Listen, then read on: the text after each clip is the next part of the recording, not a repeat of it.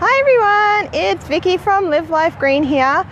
I am really tired today, mainly just really tired of the election, which I'm sure a lot of you are. Oh my god, and it's not over yet. Anyway, this is just a quick one because it became apparent to me standing in the polling booth this morning that there are people out there that don't actually know how to vote. And I'm not talking about which party to vote for, I'm talking about how to actually vote so that your vote is not classed as invalid, which I think is really scary. Oh my god, so scary. Anyway, so this is just a quick video to let you all know how to actually vote to make your vote count. So when you get to the polling booth today, if you haven't already been there, you'll get two pieces of paper. There is a green piece of paper for the House of Representatives and there is a white piece of paper for the Senate. On the green piece of paper, you have to number every single box on that piece of paper. 1 to however many. If there's 6 candidates for the House of Representatives in your electorate, then you go 1 to 6 in order from 1 being the either your most favorite or the least shit, however you choose to view it, 6 being the worst. Or if there's 22 candidates in your electorate, then you number 1 to 22. So every single box on that green piece of paper has to have a number in it.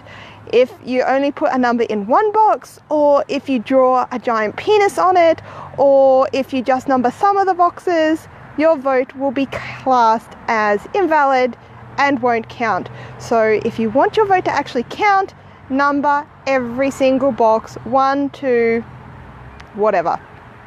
Then for the Senate, you'll get your white piece of paper. You have 2 options here, and this is where it gets a little bit confusing for some people because I believe this process has actually also changed over the years, adding to the confusion. All right, so for this election, on the white piece of paper, you have 2 choices. There is a line through the paper.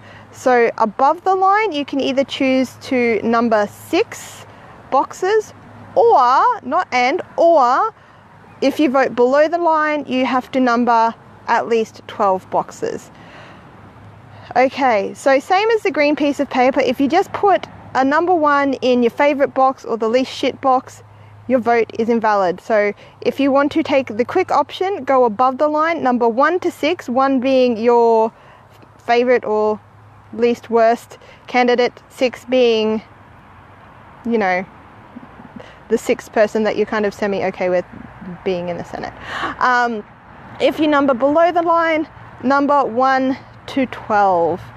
Again, if you don't do that, there is instructions on these pieces of paper, by the way, but I think a lot of people don't bother reading instructions. Who reads instructions? I don't read instructions. So if you get there and you get confused, just read the instructions on the piece of paper and read them really well.